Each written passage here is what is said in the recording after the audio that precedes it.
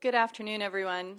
I'm Tamara Wittes. I'm the director of the Saban Center for Middle East Policy at Brookings, one of the co-sponsors of today's event. And before we embark on our final panel, I just wanted to take a couple of words to welcome you and to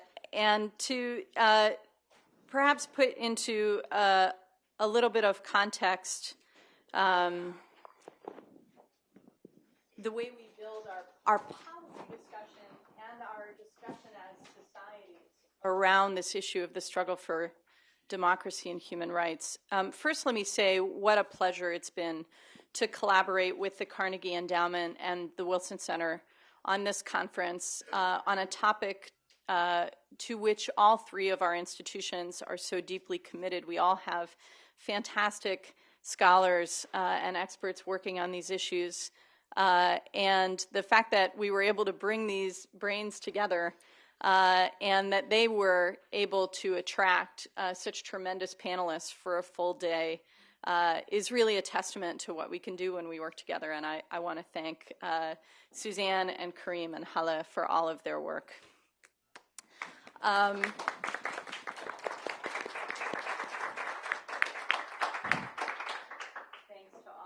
You know, I took over the directorship of the Saban Center just about 6 weeks ago after having come out of a couple of years at the State Department, where I was responsible for trying to coordinate our democracy and human rights policy in the Middle East. And coming into the administration toward the end of 2009, my primary focus during my time was dealing with the struggle for democracy and human rights in the Arab world, and then dealing with the Arab awakening and the U.S. response to that. But I think that that experience, like many of the issues that we've been discussing over the course of the day and that will be the focus of this final panel,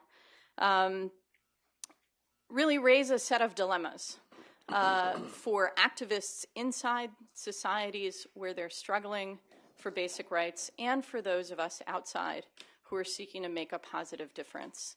You know, the Obama administration coming in, facing the legacy of the administration that came before, has maintained a focus on the fact that the claims of democracy and human rights are universal claims, that they are demands that we can work on internationally using multilateral fora.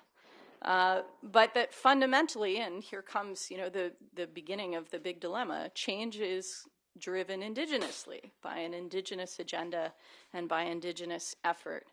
And I think one of the fundamental lessons from my own experience in struggling to develop the administration's response to the Arab awakening was trying to find the appropriate balance, understanding that it was not our story, that we hadn't driven it, we weren't going to control it, and we weren't going to write the end.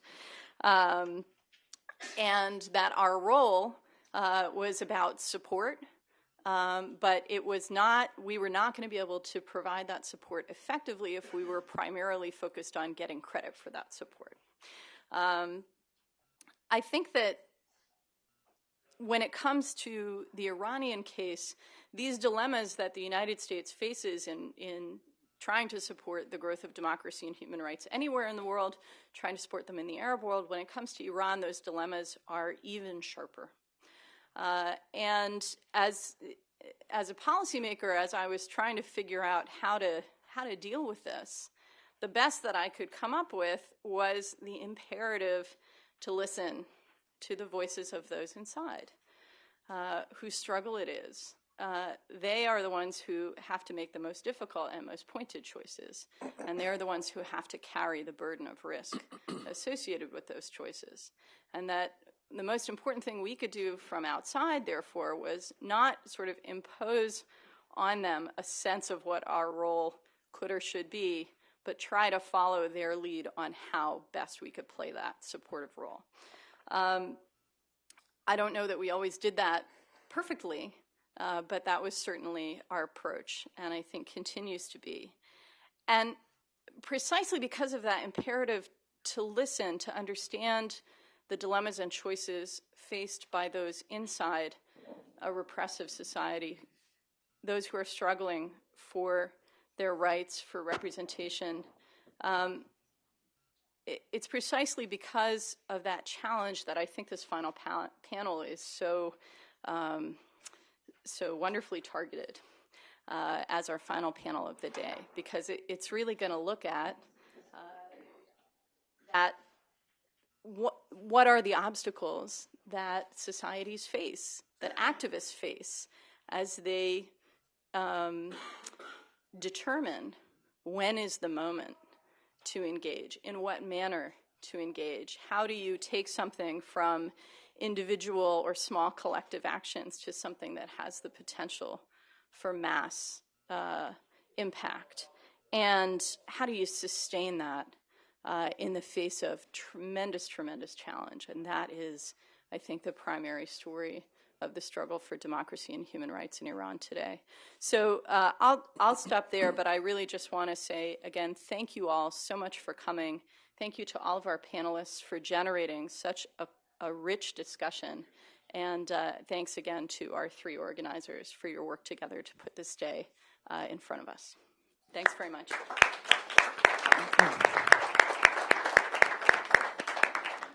Thank you, Tammy. Thank you all for coming. I wanted to join previous speakers in saluting the Pourzan family.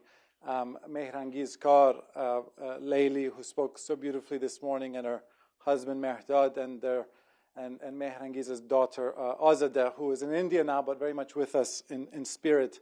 I was thinking, as I was listening to the panels and rereading Siamak Pourzan's bio, he had a really Shakespearean life and also a very Shakespearean death in some ways. And as Lady best put it when he passed 1 year ago, his death wasn't a suicide, it was his final act of protest. Our panel here this afternoon is entitled Politics or Culture, ? Iran's Main Obstacles to Democracy.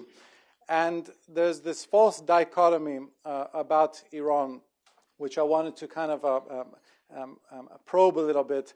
And the first point you oftentimes hear is that, well, Iranians, they wake up in the morning thinking about enriched uranium and denying the Holocaust, and it's a population which is very traditional, and therefore they love living under an Islamic republic.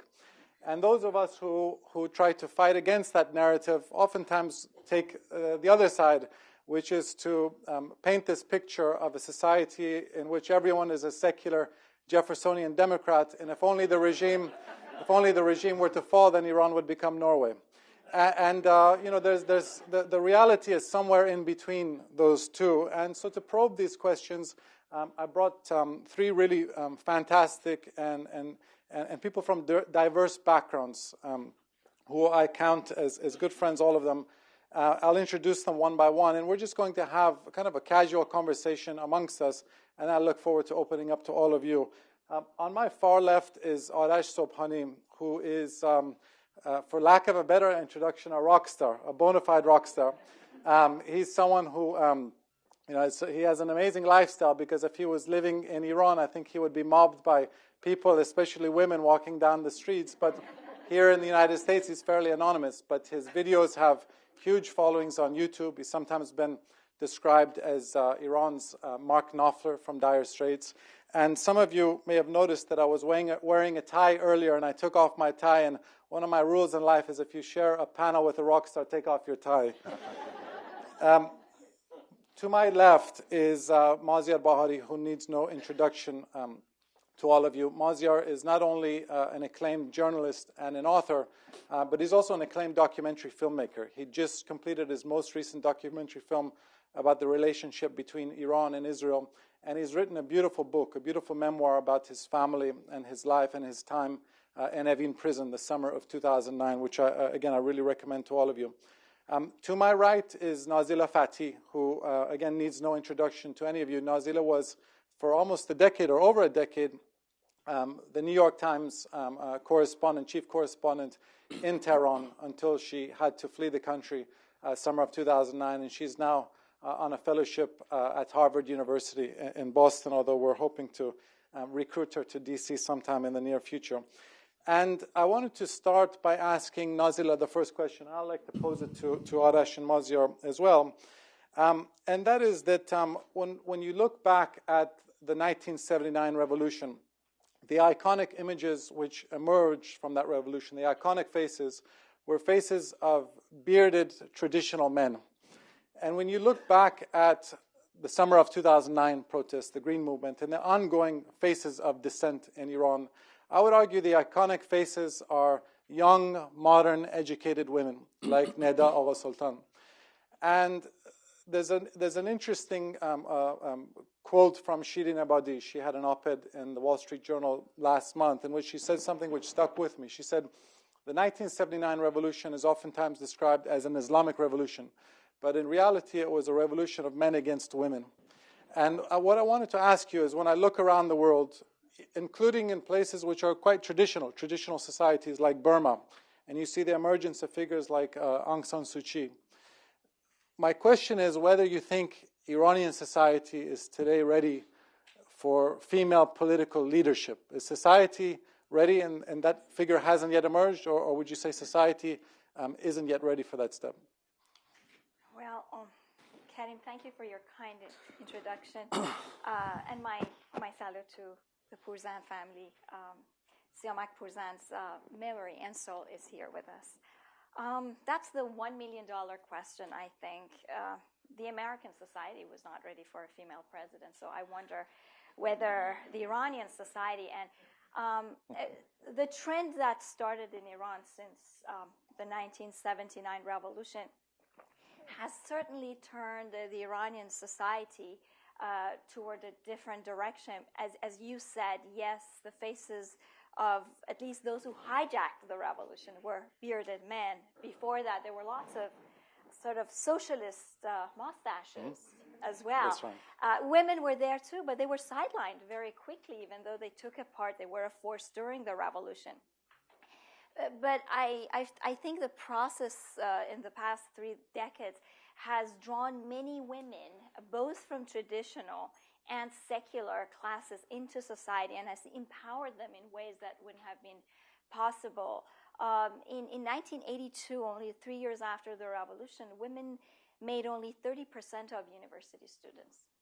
Since 2000, they've built more than 50% of university students, and in 2009, 63% of them were women. That means Iranian society has been faced with more educated women in the past decade than any other time. But this is not unique to Iran. I mean, the same thing is happening in Kuwait. The same thing is happening in Lebanon. Iran is very much still a traditional society. I mean, I love this quote by Iranian political analyst in Tehran, Saeed Leila. He used to say, we have our feet in traditionalism and our heads in modernity. So we are truly in transition. I think Iranian women have shown huge capability in the past years, especially in 2009, when the government sort of repressed any voice. They shut down newspapers, jailed a lot of activists. Women came up with all these creative ways to keep the news flowing. One of them was the love letters, the way women sort of put aside all traditional taboos, started talking about their love and passion for their husbands, and then in the same way they were giving news to the society about their partners, and giving news to their partners in prison about what was happening outside was absolutely creative. And it's a kind of literary genre that will stay in our history. Or, for example, the whole notion of men wearing headscarves on Facebook. It was a huge campaign, and who initiated? A woman, Masih Ali-Nejad. So I think women have shown capability to be good leaders, being very creative. They have found very interesting ways to voice dissent. But whether Iranian society is ready to have female leaders, I'm not sure. I think it has to be put to test. What do the men say? Are Iranian men ready? First of all, I think I agree with Nazila that the images we see from the 79 revolution are not what happened. There were a lot of women active then, and communists and all, and then they were eventually wiped out of the images, and the last in the anniversary, there was this image of Khomeini coming down the stairs, and nobody was in the image anymore because they got rid of all of them. So I think the women participated in the 79 revolution just as much as the men did. But I think the Iranian society is ready for female leadership.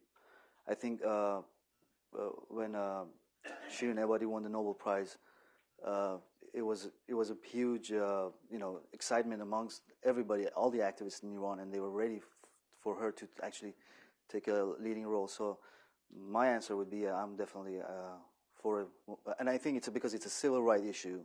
What's going on with women in Iran, it's a civil rights issue, so it can't, you don't get stuck in all the political discussions that comes with like if you come from a leftist or a right wing or whatever, it is not a political issue. It's a civil rights issue. So if the right leadership is created amongst the women, I think the society will accept it. That's my take. Well, thank you for having me here. I know that I was thank you. First choice, and he's not John Lambert, by the way. I'm not John Lambert. We went through somehow a similar experience, and I'm sorry that I may have to pause because I have a splitting headache. But you have to bear with me, and I have to bear my headache. Anyways, and it's an honor to be in presence of Pourzan family.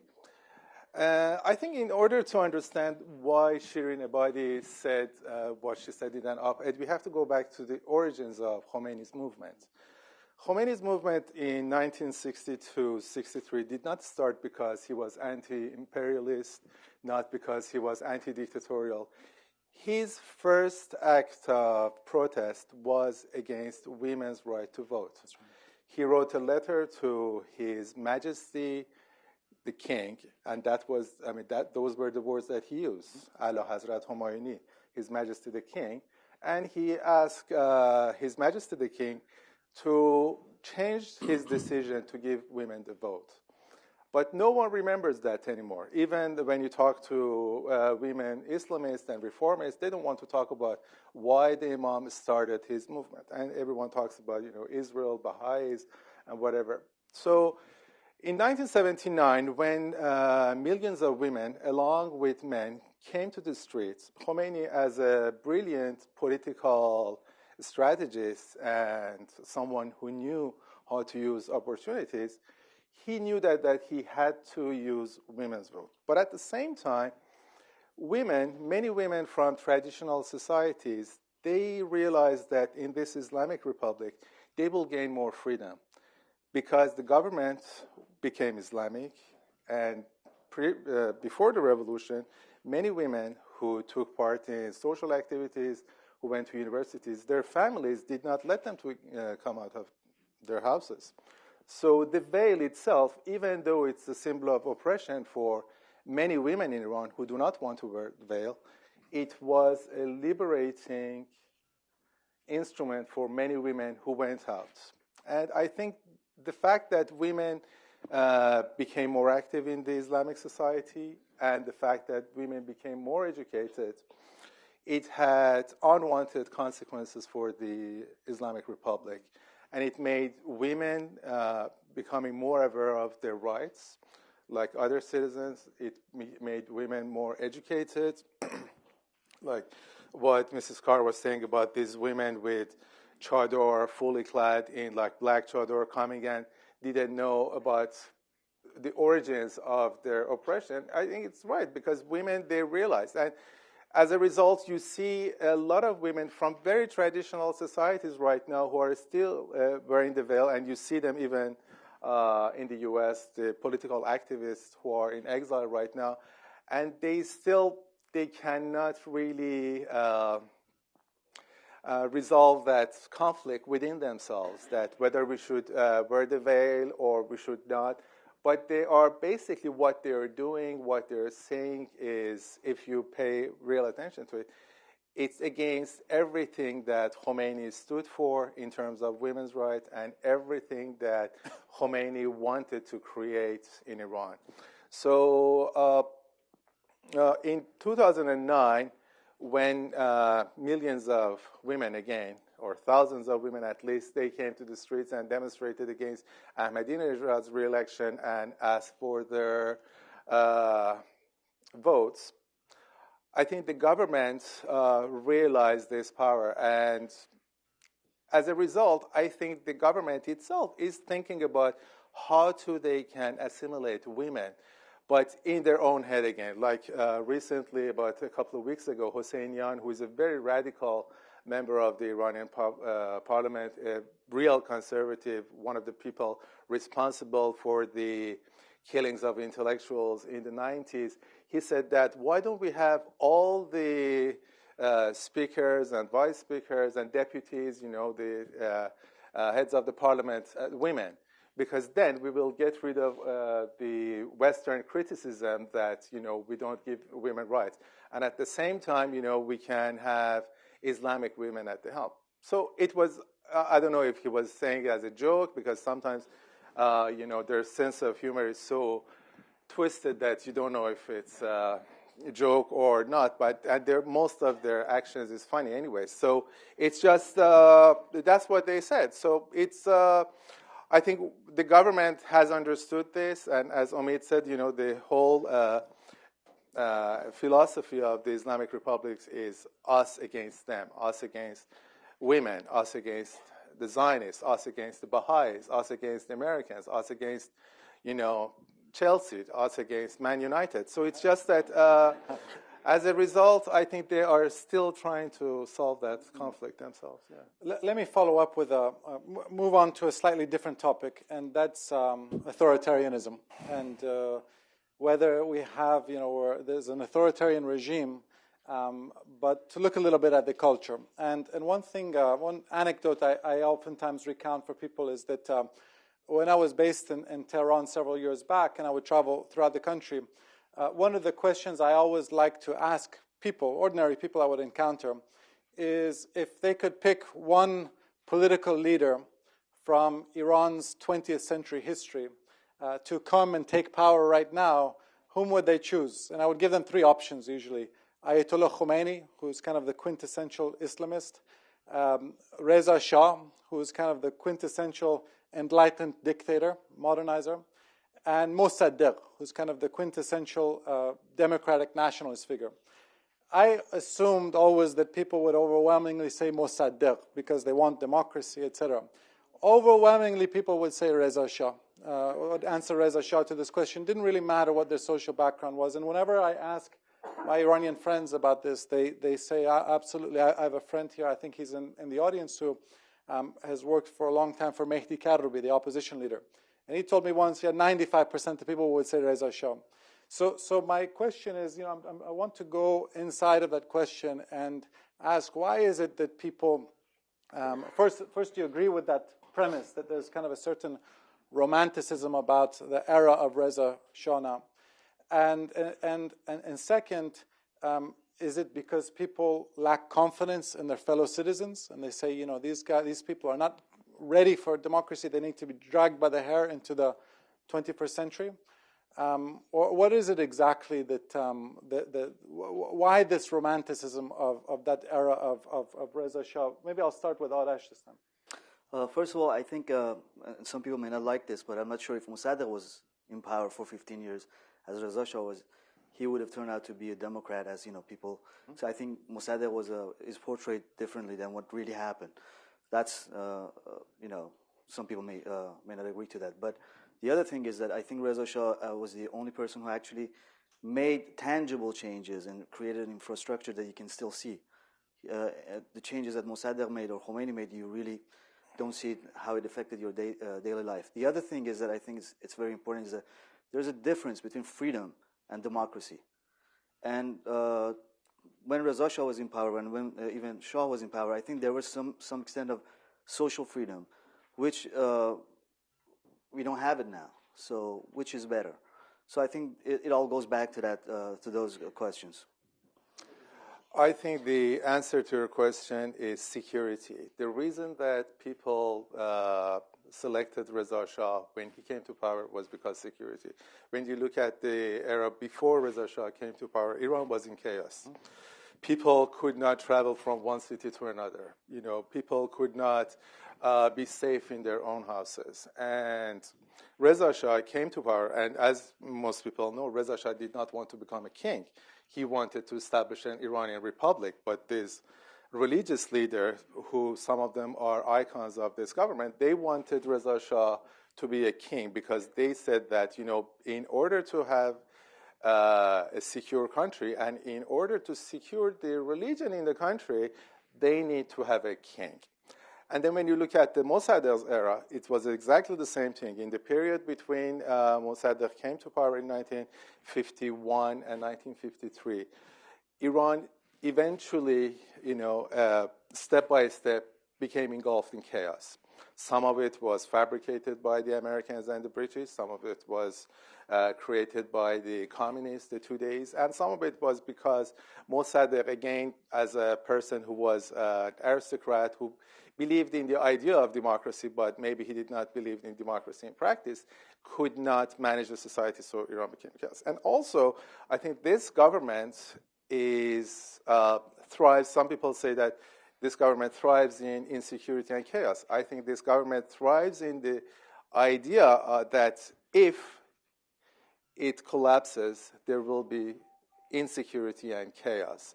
And that's why Khamenei, after the post-election protest in his famous or infamous Friday prayer sermon, he said that he did not mention anything about the peaceful demonstrations of people, about the election that was rigged. He talked about chaos on the street, said that, people, they come and vandalize the shops, and the foreign media, they teach people how to make Molotov cocktails and how to kill people.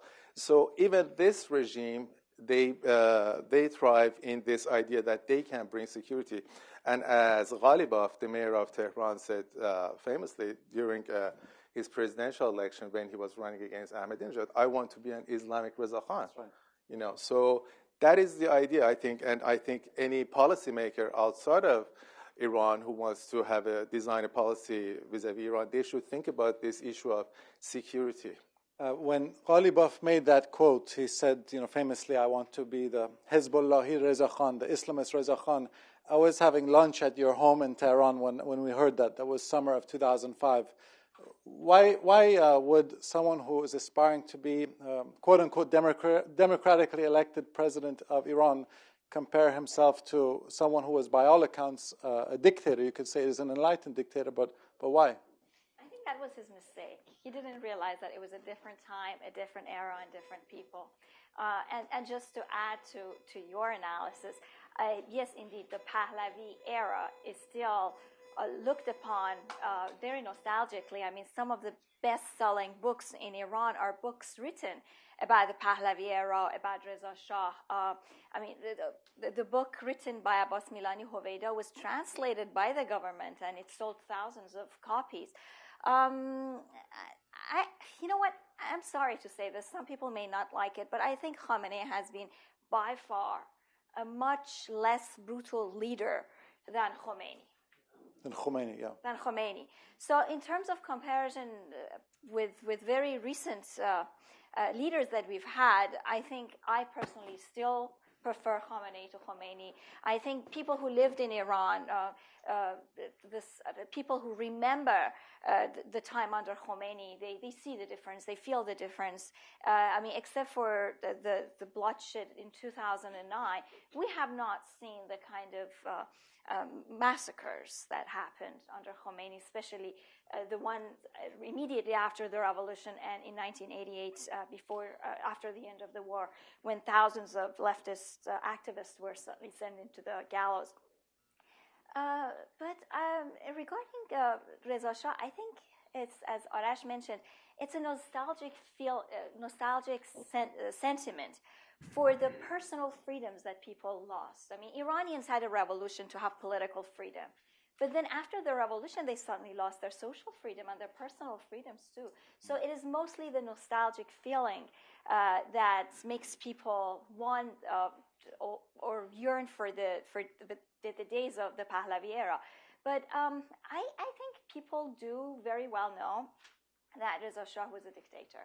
What he has left behind, a legacy of development, is one thing, but lack of political development, any foundation for democracy, these are all things that people see. I mean, he built railroad. It's something that is still left there, and people see it, and they praise him for it. He built roads. He brought all the tribal leaders that had divided the country into factionalism under one rule and built this Iranian sort of state, nationhood. These are things that people do remember. But how about foundations for democracy? How about democratic parliament?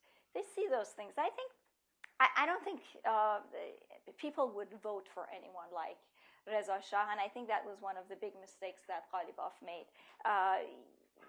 He was sort of trying to compare himself with a leader at a time when the majority of people were peasants. Now it's about 70% of people live in cities. They have access to internet. They are much more globalized than they were back then. So I think we have to be more creative in terms of the leaders that we think would be role models. Yeah, I could have given people more than 3 choices: Khomeini, Reza Shah, and Mossadegh. Dariush. Go back 2,500 years. Let me move on to the role of religion. I was in Istanbul last week.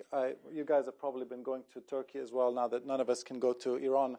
And it always strikes me that Islam somehow sits much easier in Turkey than it does in Iran. You know, Iran and Turkey are somewhat similar in that they're large populations, non-Arab Muslim populations.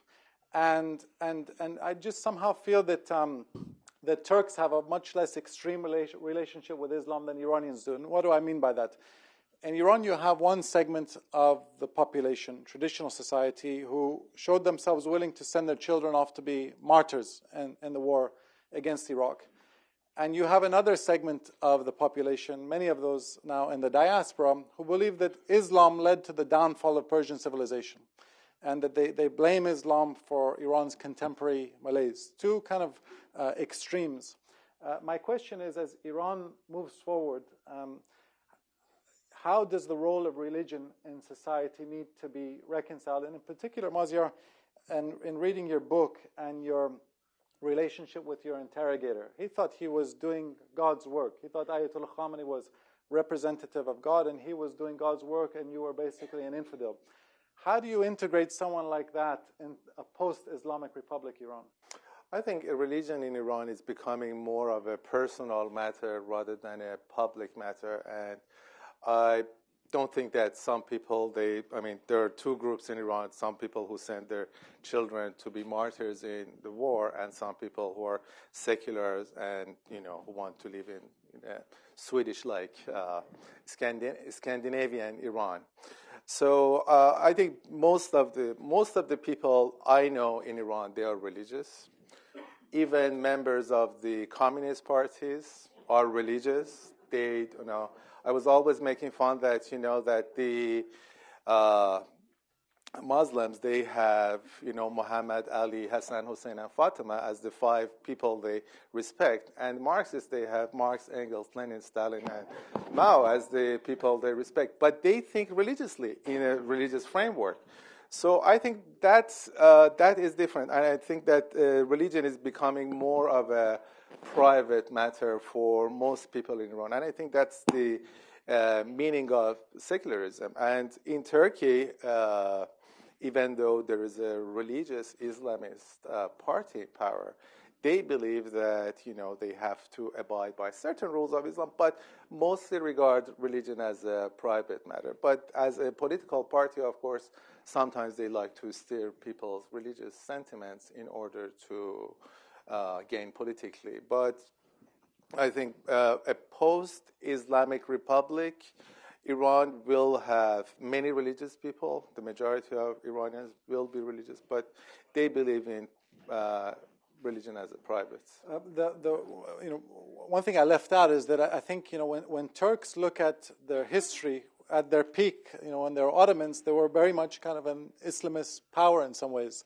Their identity was very Islamic. When Iranians look at their heyday, when they were the Grand Persian civilization, it was before Islam. It was when it was Zoroastrian religion, and so in some ways that's where kind of this romanticism comes about pre-Islamic ties. But what are your thoughts generally on how to bring about, someone like Maziar's interrogator. You've also had interactions with these people. How do you integrate these folks in a post-Islamist system? But I also want to add that if we want to be really honest with ourselves and with our history, after the invasion of the Arabs into the sort of Persian Empire that was at its weakest point under the Sassanid, it was the Persians that helped make the Islamic civilization. Right. So I think we need to be fair about these things. That sort of whole Persian identity that some of us Iranians constantly glorify and want to look down at at some other racist aspects of our characteristics is not very fair. I totally agree with Maziar that religion is a way of life. You cannot take it out of Iranian society. However, it's got to be personal, and I think that's one of the best things that the Islamic Republic did for people. Khomeini's political Islam, I think, made it clear that Islam should not rule. Religion should be separate. The state should be separate from the church, and so should the mosque. But we cannot say that it was martyrdom, the idea of dying for God, that drew all these kids into the war fronts. There were people from the upper classes as well. There are Americans who are going to Afghanistan and getting killed, and they also look at martyrdom as a value because they think they are fighting for their countries, for certain values. Some of these comparisons are very relevant. I think we should stay away from stereotyping that Iranians go and die because they think they are dying for God, and martyrdom is something that is glorified. I met a lot of Iranian mothers who lost their children during the war, and there was not a day that they didn't miss living without their children. It's no mother, no parent can stand losing a child. I think we should separate those images on televisions where these mothers come and say that they're happy that they sacrificed their children. It was a war. The country was in a state that needed sacrifices, and a lot of people did make those sacrifices. Iranian society will remain religious, but one day it's gonna separate its political system from religion. I don't think we can divide Iranian society into religious and secular, and some were willing to make sacrifices for the cause of religion. I think a lot of those people went out and fought for their country. Sure. Well, I think in Turkey they succeeded in separating the religion from the politics, and while in Iran it wasn't done right. At some point, it just stopped, and then they managed to get back. But in general, I think the Iranians are less religious than Turks. If you go outside Istanbul and if you go outside of Tehran, so I think what's happening though is that this religion and this way of thinking of giving sacrifice or going to war or martyrdom, whatever it is, it's been injected by the government to the society, and that's I think one of the what's creating Iran as a culture today, and who has the power to create cultural products and way of the way of life, people how they live in Iran, in Tehran, in other cities. It's the government dictating this is a holiday, you have to be sad today, this is a holiday, it's an Eid and you have to celebrate, this is a carnival. This whole Ashura thing has turned into a carnival, and this whole superstitious and the religious beliefs is becoming being promoted with these instruments. So I think that's one of the things that needs to be stopped at some point. And the other thing I think we should say is that most Turks, they have no idea what happened during the Ottoman Empire. And most Iranians don't know exactly what happened during the Achaemenid Empire and Persian Empire. They have this idea of a vast empire being a superpower, and they like it, So it's the same thing that, they are nostalgic about something that is abstract, that they don't know anything about. It's the same thing with many nations, many countries. And, politicians, demagogues, they use that in different stances, like what Hitler did in Germany. He used an idea, he used the number of myth in order to create a political movement.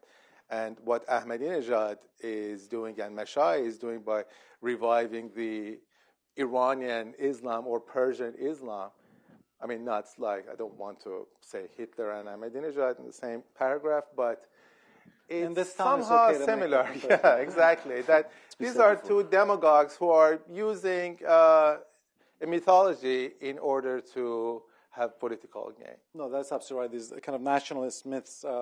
The comedian Maz Jobrani likes to say that Iran once had an empire, now it has a condominium. Let me ask one more question for you before handing it over to the audience. And this touches upon a question which was asked this morning about the Arab Spring and why did the Arab Spring succeed, but the quote-unquote Aryan Spring, the Persian Spring, or the Iranian Spring didn't manage to, at least in 2009. And I always find it interesting reading Bala Tarin and other Persian language sites that Iranians seem to look at what's happening in a country like Syria with great ambivalence. On the one hand, there's awe at the courage of these people that now close to 10,000 civilians have been killed, and yet they're still going out and protesting. On the other hand, I think many people say, well, it's a lot easier to compel people to come out into the streets and get killed for the cause if they believe in martyrdom or they believe that they're dying for God, etc. But if you are a somewhat post-Islamist society and you're striving for some sort of democracy, it's a little more difficult to get people to get onto the streets and get killed or killed for the cause. I guess my question is, A, would you agree with that notion? And B, is there something that Iranians would be willing to die for now? Maybe I'm talking about in the domestic context, not in the case of a foreign invasion. But could you see some type of a mass uprising in which Iranians are willing to sustain this level of civilian casualties in the thousands? And why don't I start with Nazila? No, I don't see that. And I think demographically, Iran is so different than any of these countries. And even politically, I think it's a big mistake to compare the 2009 uprising in Iran, call it a failure because it did not manage to bring down Ahmadinejad's government or overthrow the regime, and call what happened in Egypt a success. I think there are different cases, people with different demands. In Iran, the 2009 uprising was completely spontaneous. And people came out with one demand. I mean, they wanted new elections. They didn't want Ahmadinejad as their president. They wanted to make it clear that they knew the election was stolen. They came out in huge numbers, in the millions. They were nonviolent. But they knew very well that there was no alternative. I mean, I remember I was in Tehran, and towards the end, even after the protests turned violent, people were asking each other, okay, so what? Even if we overthrow the regime, what is the alternative? What do we have to replace this regime with? And fears of institutional breakdown are very serious in Iran. That is because of the 1979 revolution and the 8 years of war. Bloodshed, insecurity, instability, these are things that people want to stay away from. And we're talking about a country that 70% of its population live in the cities. Those who are in the villages, even in very remote areas, they have children who go to universities in Tehran and other large cities. And these are the activists. Children of these peasants are the real activists in Iran. They go back to their homes with messages, with political messages. So it's not that peasants in remote areas are not aware of what's happening in the city. They are also concerned about stability, about security, about some kind of leadership. So people will not come out in millions to overthrow the regime. That's one thing. The other thing is that the Iranian leadership was much more prepared to deal with street protests than the Egyptians. There was a cartoon that was circulating, I think it was your cartoon, that Ahmadinejad was sitting. Yes, it was your cartoon. Ahmadinejad was sitting before Mubarak left office, and he was on the phone with him, and he was telling him, how many times did I tell you to set up your own Basij force? Egypt never had that militia force to defend the president, and this is a lesson that Khomeini learned after the revolution, when the army turned its back against the Shah. And the third element, which Syria also lacks, is the oil money. The Iranian regime has oil money, and that money has been distributed in Iranian society. When you look at poverty line, Iranians are much better off economically than people in Syria or in Egypt.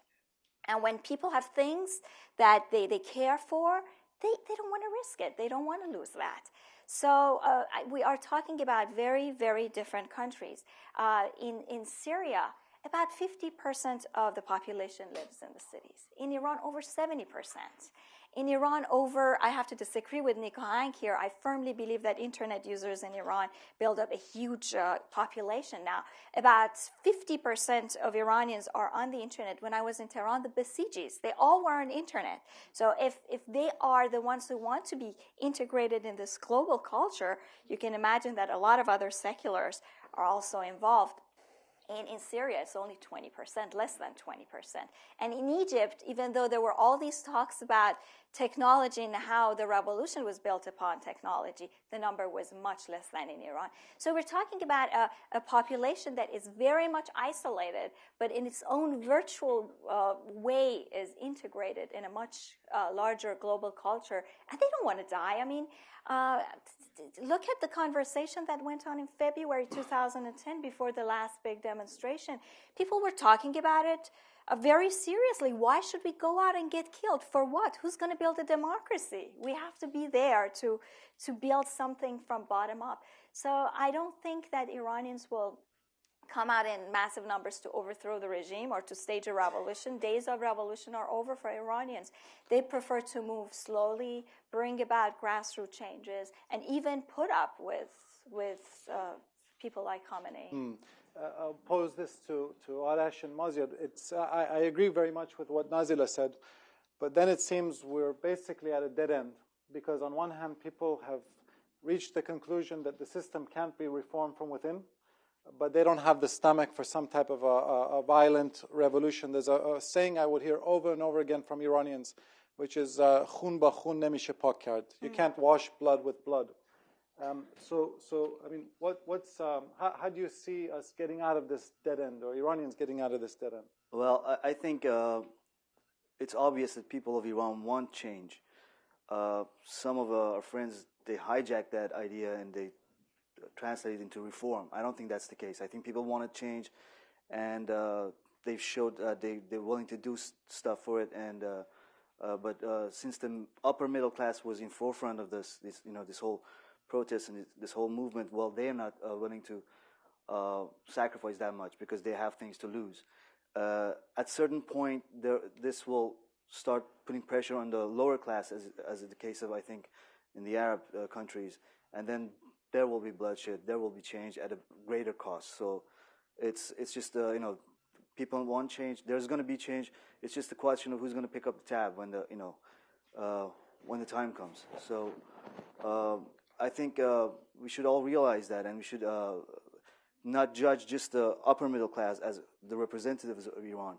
The Ahmadinejad government, I think, has succeeded in spending the oil money in silencing the rural areas and people who are not demanding political freedom as much as the upper middle class. But this is going to end, and when it ends, it's not going to be it's going to be ugly. And I hope that before that something else happens, and this changes it more less costly.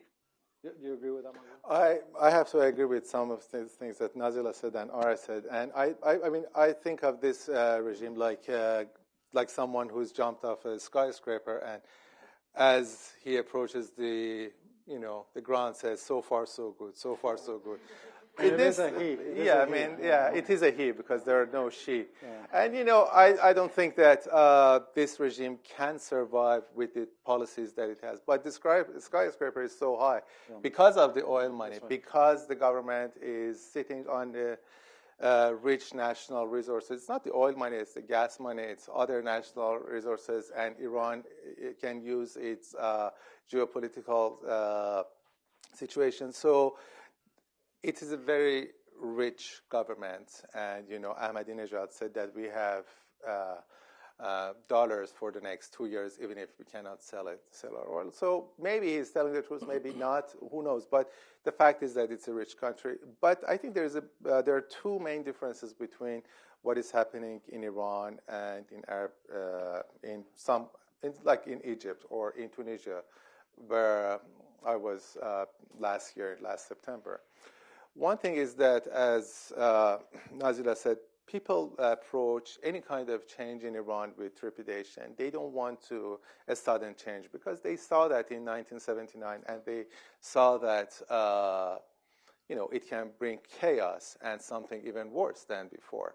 But also something that a lot of opposition members are shy to talk about is the fact that Khamenei as a person is much smarter than Mubarak and what was his name? Ben Ali. And, Khamenei, and also he somehow learned from the mistakes of the Shah and Reza Shah that he knew that, especially since 1998, when the student uprisings happened, he knew that he needed a group of people who are willing to die for him and who are willing to kill for him at the same time. And as they say that, if you have a military might, you don't have to go into a war. He knows that if you have a bunch of people who are willing to kill for you, then people don't come out and get killed. So he has this group of people. But Mubarak, because of his personal corruption, Ben Ali, because of his personal corruption, could not have people who would die for him. Khamenei has created this image of him as this island of stability and cleanness in a sea of dirt and instability that, if I'm taken away, then the whole thing, engulfs everyone. And a lot of people believe that. I think it's wrong. I don't think that you can be a clean leader. You cannot be a good leader in a chaotic, dirty situation. But that is the image that many people believe in. And many of our reformist friends, they believe in that as well. I mean, that's why they try to reach a compromise with Khamenei. Let me hand it over to all of you. I'll try to take 2 rounds of questions. I'll bunch together 3 at once, and please try to be as concise as possible and introduce yourself. Gary, please, in the front. Microphone will come. Thanks. I'm Garrett Mitchell, and I run the Mitchell Report. And I was just thinking that this is only the second panel on Iran this week at Carnegie that I've been to, and when Suzanne was moderating her panel, I was thinking the last 2 or 3 weeks I've been to 3 Iran panels that Suzanne has been doing at 3 different institutions. And as a result of which, I'm thinking about a couple of phrases that came out of years of going to Iran panels, and I want to put those out and see whether they still have some saliency. It has been said in certain of these sessions, going back a number of years, that the Iranians don't want regime change. They want the regime to change. They've had their revolution. They're not looking forward to another one. Second, I'm skipping around, it is said that Khomeini sought legitimacy in the barracks, not in the mosque. Khomeini, I'm sorry.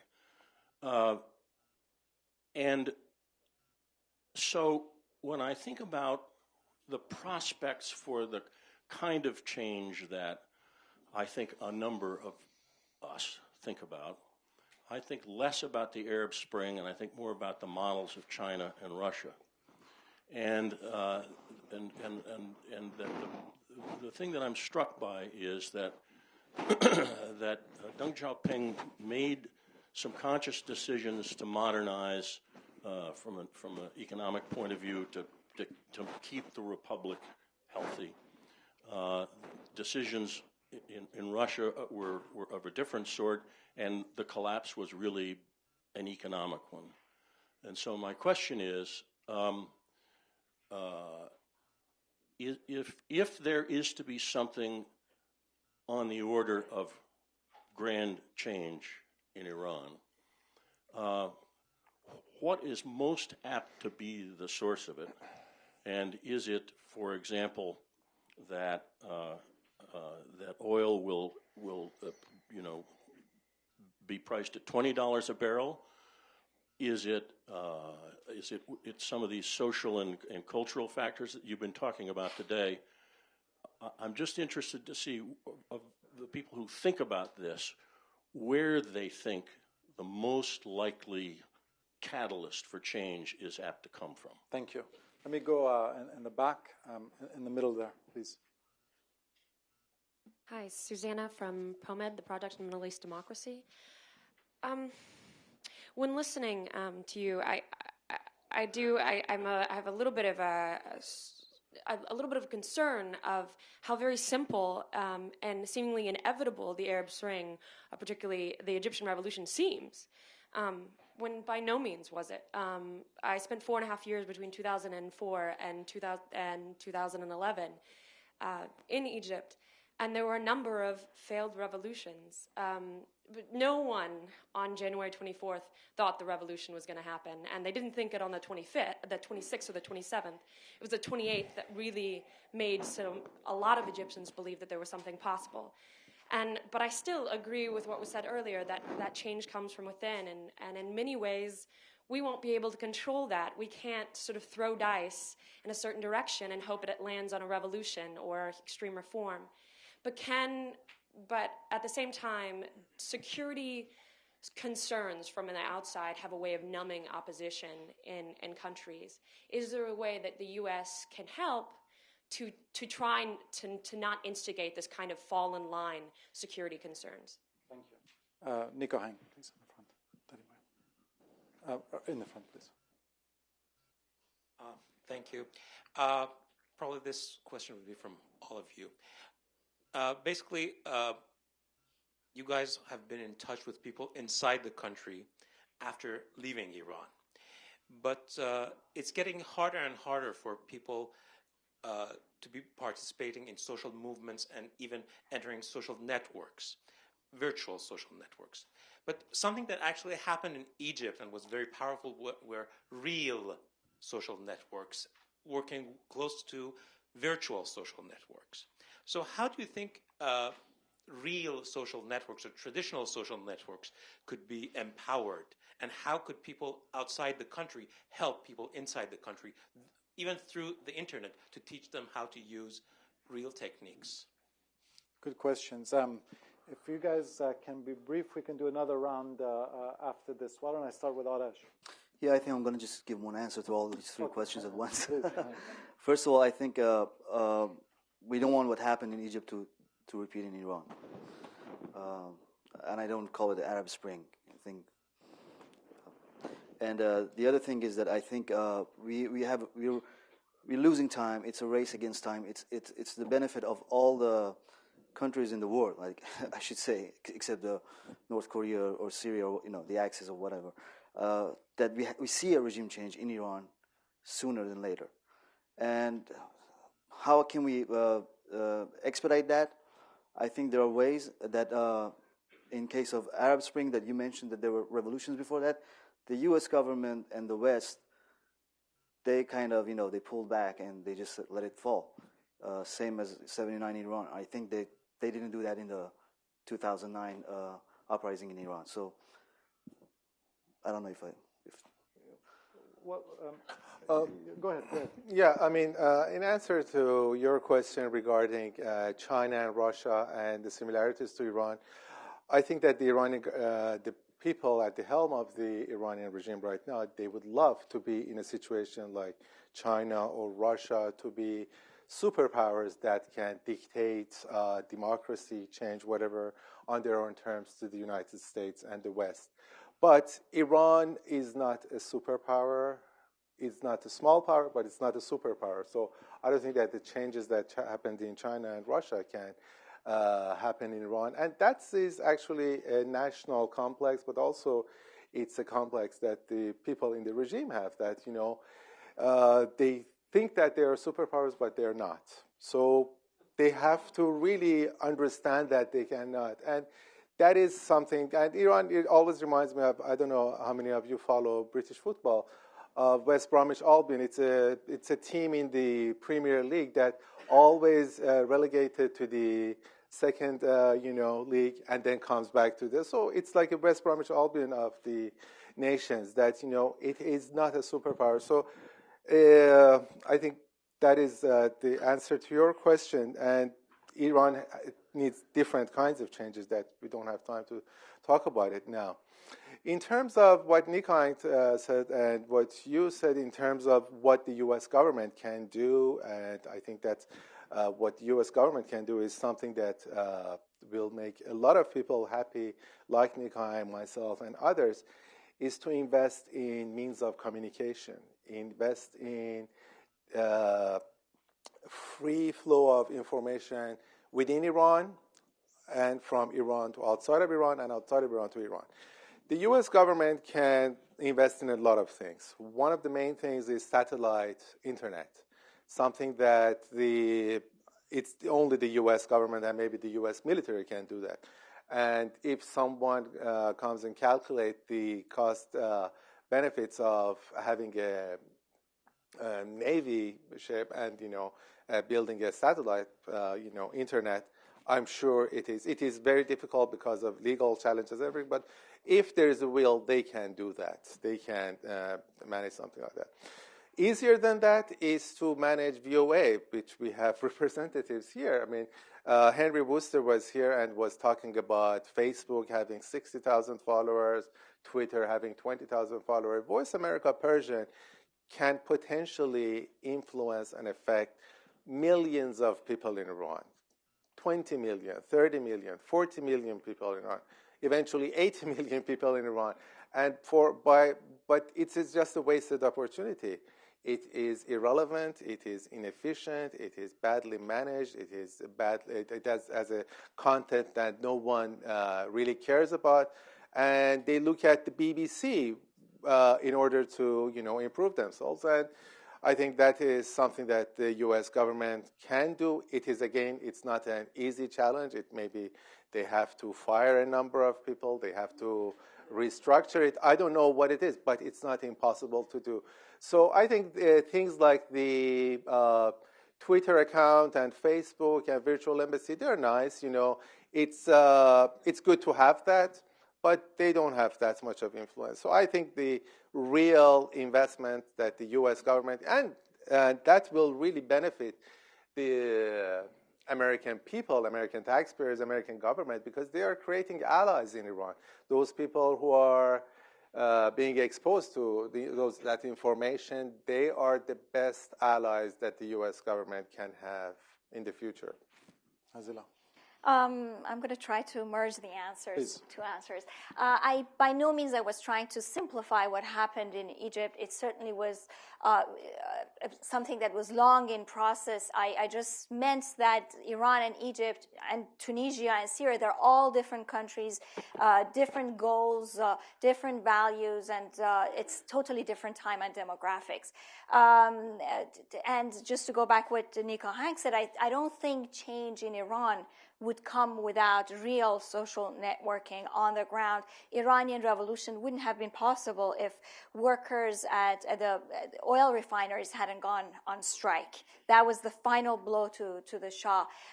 In Egypt, workers at the Suez Channel even went on strike. The unions, teachers, they all became united. In Iran, that has never happened, and we are far away behind from that.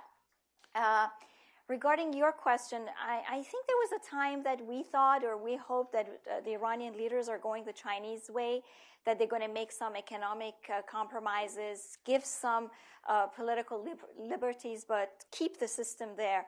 But I think that the tide turned against them in 2009, and they showed that they had no intention of going that way.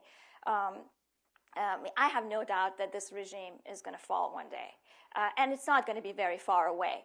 And that it was in 2009 when the majority of people came to this conclusion that this regime is not going to be reformed. But they don't want to go out there and have an uprising or a bloody revolution, make sacrifices. I think we're going to the Russian way now of 1989. This regime is so rotten from inside.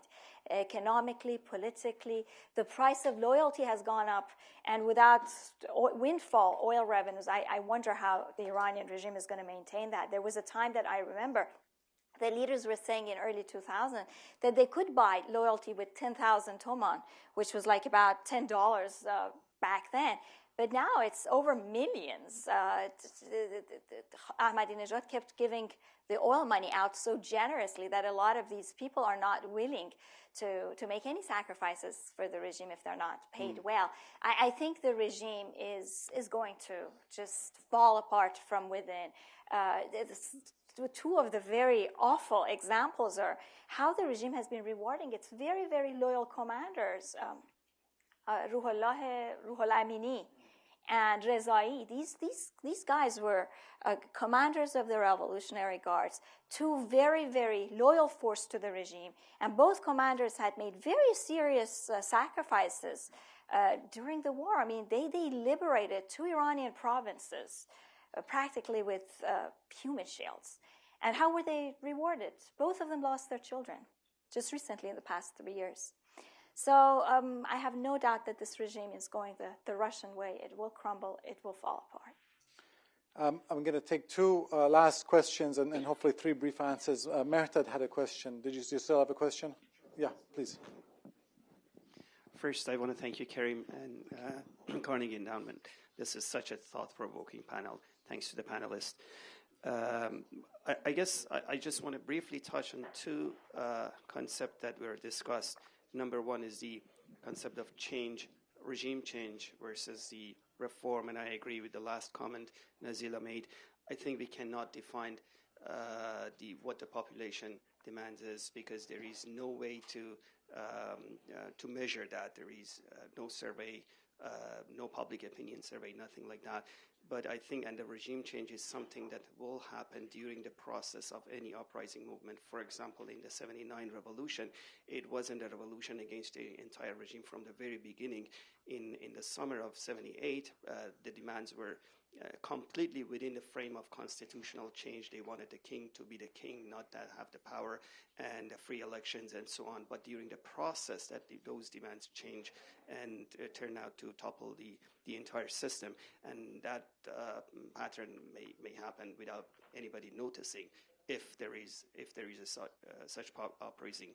But the second one is the balance between the religion, if I may make a comment on the second issue, is the balance between the religion and the culture and politics in Iran, which I think during the last century we were not fortunate enough to have a balanced relationship between the two. We had at some point a very progressive or modern government, which at least at the personal level, they were way behind the average person in the society when it comes to the very secular when it comes to religion. And on the other hand, it changed to having Khomeini or the Islamic government, which was, as Merengues mentioned, was way behind the average Iranian. So we didn't have that balance over the century. And I hope that perhaps if we can bring that balance in future, separate the religion from the politics, not culture, because it's not going away, it's not supposed to go away, but from the politics, and that then would resolve the issue of having people like Maziar's interrogator. They exist in every society, in even United States, Canada, and everywhere else, but they are not in the position of power. They are not in the interrogator's chair to persecute the freedom of expression of another individual. Thank you. Thank you, Mehtad.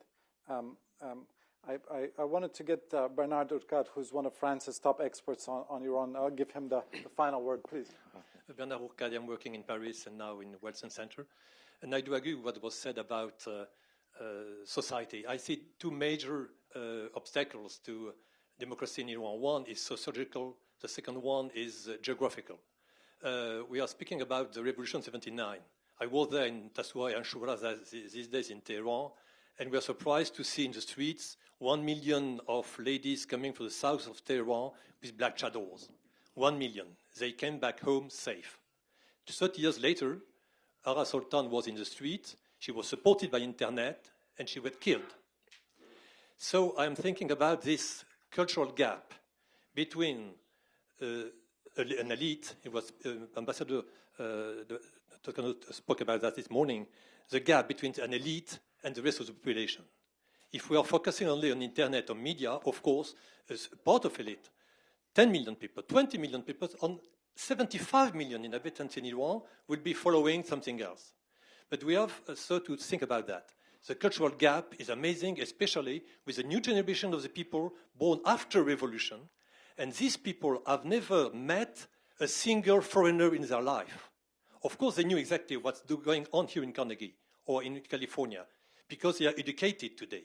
And that's the second point, the geographical gap in Iran. In Iran, there is no more than 2,000 foreigners living currently in Iran, 2,000, including engineers, diplomats, women, and children. Because of sanctions, no foreign companies are working in Iran. But even in societies, as it was said, not even in the villages, they have got children trained at university. So they do exactly what is liberty. They don't need from internet. They don't need Voice of America, other things to know what's happening in the world. They know that. But they cannot have the experience of that.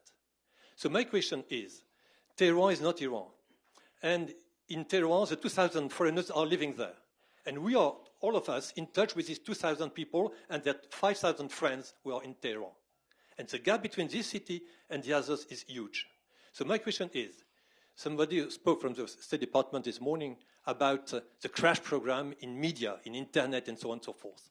I do believe that it is counterproductive, and it will make several Ara Sultan killed in the streets, and counterproductive, instead of having a crash program, to be in Iran physically.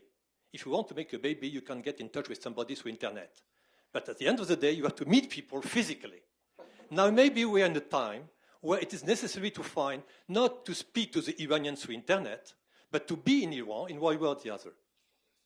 Thank you, Bernard. I see you learned the Persian cultural tradition of verbosity as well.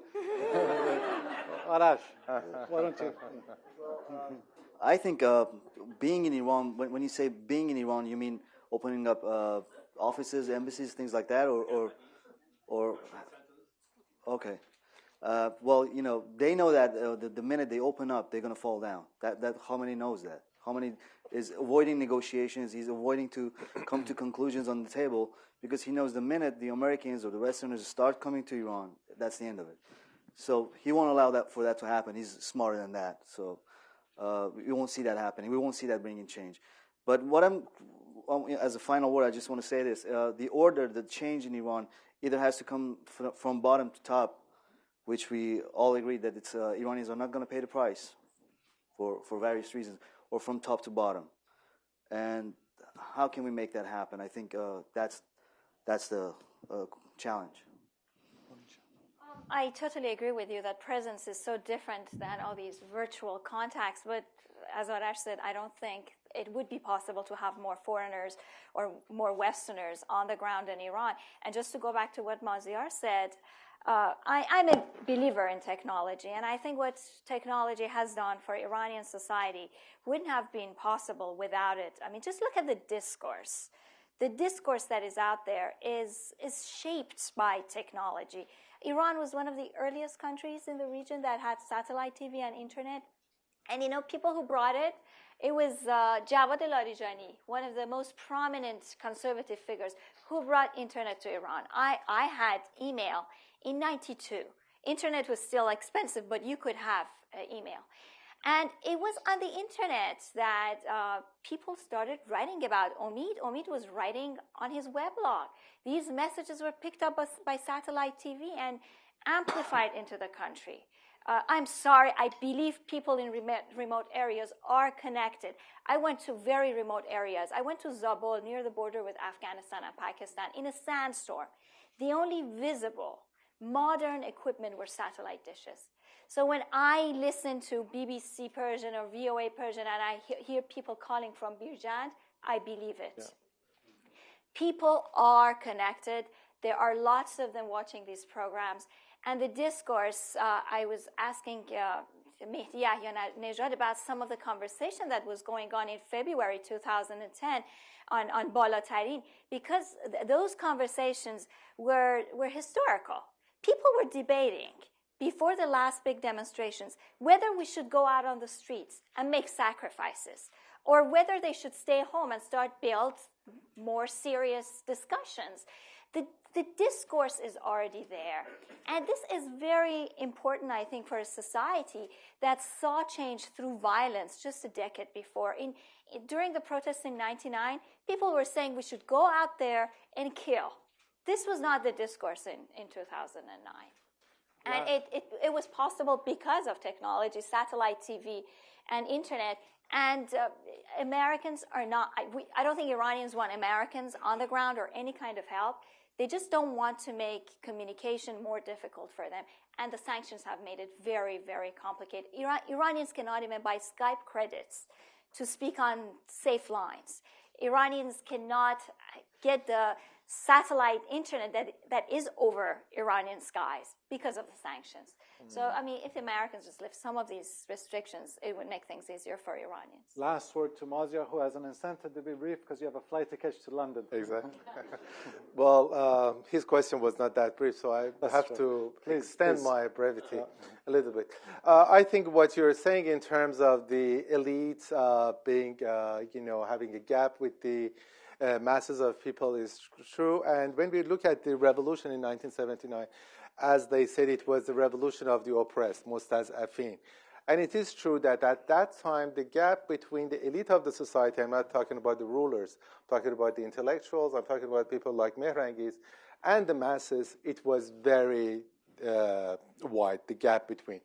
But through education, through politicization of the clerics, through especially satellite television and the internet, this gap narrowed and narrowed. And that's why the government became afraid of people like Mehrangiz, who could work and say, I mean, what she was saying in 1992, 96, and 2000 was not that different. But in 2000, she had more influence on the masses. Shirin Ebadi had more influence on the masses. And that's why they had to drive these people out, because the government is worried about this narrowing gap between the elite and the masses. And I think Nazila is right that the internet is all over Iran. Maybe in some small village close to Zabul, not every person in the village has the internet, but there's one person who has the internet, and they get, they get a lot of government. Actually, the government ask people to get a lot of information from the internet, the government information, but also they get other kinds of information from the BBC, from Radio Farda, and others. So I think you're right in terms of that narrowing gap that is happening in Iran, and it is really frightening the government. And if the U.S. government, and especially in the West, and especially the U.S. government, wants to have a peaceful transition in Iran, they have to narrow this gap as much as possible through investing in free flow of information. Thank you to Arash, to Mazia, to Nazila. Thank you all for coming, and salutations to Thank you.